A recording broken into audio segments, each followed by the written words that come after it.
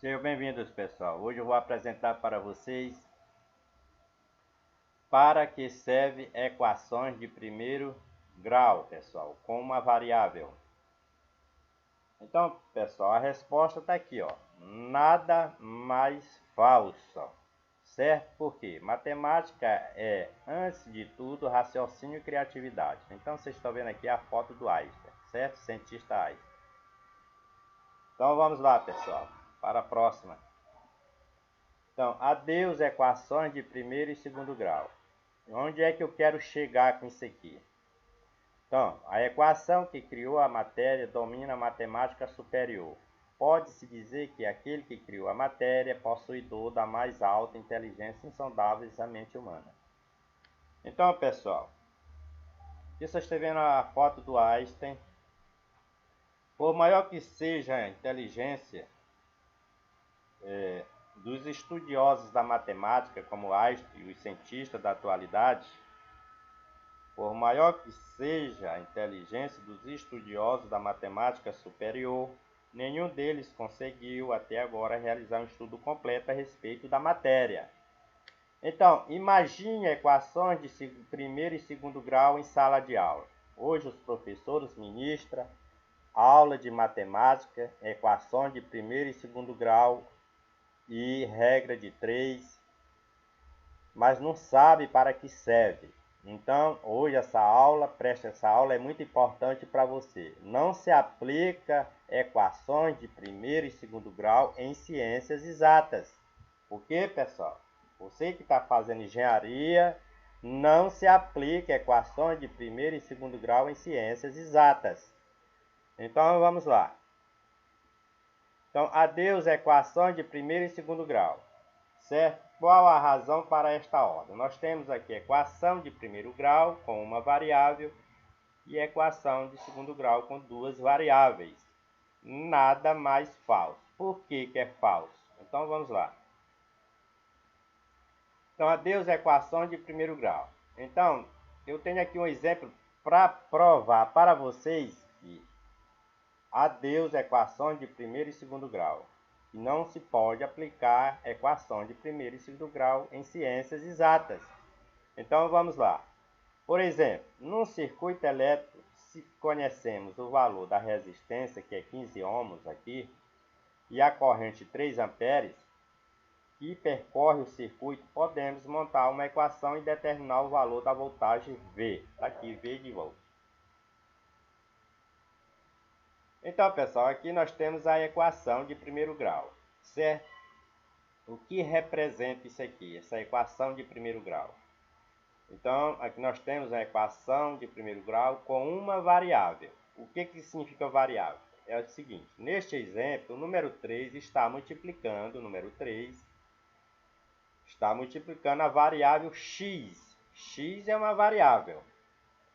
Vamos isolar essa variável usando a operação inversa. Nós temos aqui uma operação inversa 15 dividido por 3. Ou seja, a divisão. Nós temos aqui uma divisão, certo? Passaremos o número 3 para depois do sinal de igualdade. Fazemos a divisão 15 dividido por 3. Então, 15 dividido por 3, x é a variável que é igual a 5. Então, o que significa esse 5 em ciências exatas? Nada mais falso. Então, nada mais falso. Então, isso aqui você vai encontrar nos livros de matemática da quinta e sexta série, certo? E hoje os professores, eles passam equação de primeiro e segundo grau, e depois o estudante ele vai fazer curso de engenharia elétrica, eletrônica, automação, e usando a equação de primeiro e segundo grau em circuitos elétricos. Errado. Olha aqui o resultado. Violando a lei de Ohm. Lei de Ohm diz que a tensão é igual a resistência multiplicada pela corrente, e não uma divisão 15 por 3. Então, aqui é violar a lei de Ohm. Então, não se aplica equações de primeiro e segundo grau em ciências exatas, principalmente em circuitos elétricos. Por quê? Então, vamos lá. Adeus equações de primeiro e segundo grau, certo? Então, pessoal, isso aqui é muito importante para vocês, certo? num circuito trabalhando em corrente alternada, temos tensão, corrente, frequência, capacitância, indutância e fator de potência. Aqui nós temos 6 grandezas elétricas. 6 grandezas elétricas. Como é que vocês vão resolver isso aqui na equação de primeiro e segundo grau? Porque a equação de primeiro grau ela tem uma variável x. E a equação de segundo grau ela tem duas variáveis, que é x e y. Enquanto que aqui tem 6 grandezas elétricas, são 6 variáveis. Então falta a equação de sexto grau.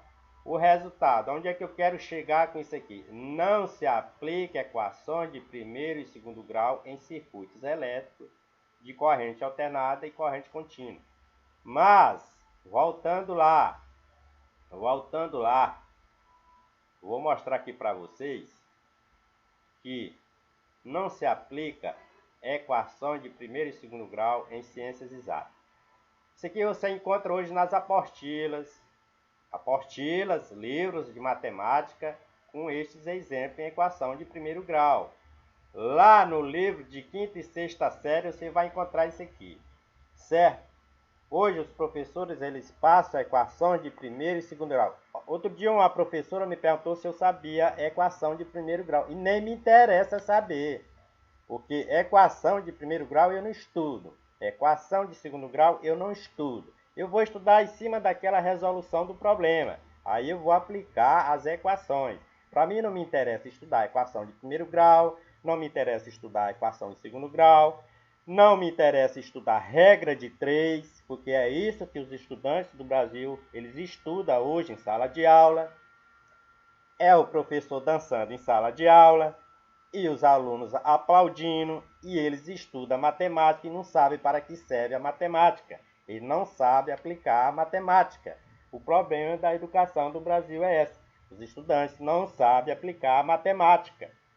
Não se aplica equação de primeiro e segundo grau em ciências exatas. Então, muito obrigado, pessoal, pela participação de vocês. Dê um gostei e se inscreva no canal.